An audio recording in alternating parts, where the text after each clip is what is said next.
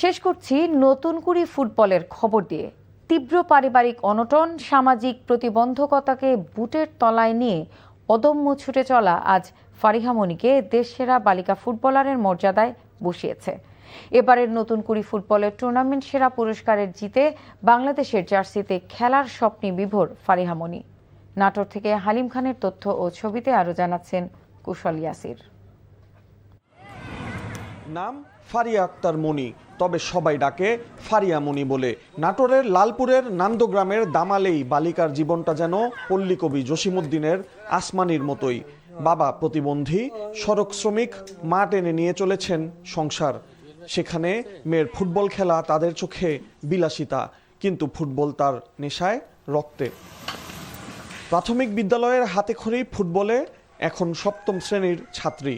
পরিবারের নিষেধ, স্বজনদের আপত্তি দু পায়ে মারিয়ে ফারিয়া মনি এখন দেশসেরা বালিকা ফুটবলার।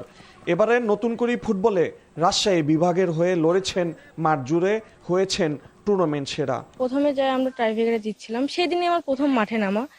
তো একটা মনের মধ্যে অন্যরকম অনুভূতি হচ্ছিল যে আমি ফুটবল খেলছি। আমার ভবিষ্যতের পরিকল্পনা আছে জাতীয় টিমে খেলা, বাংলাদেশের লাল সবুজ জার্সিতে খেলা।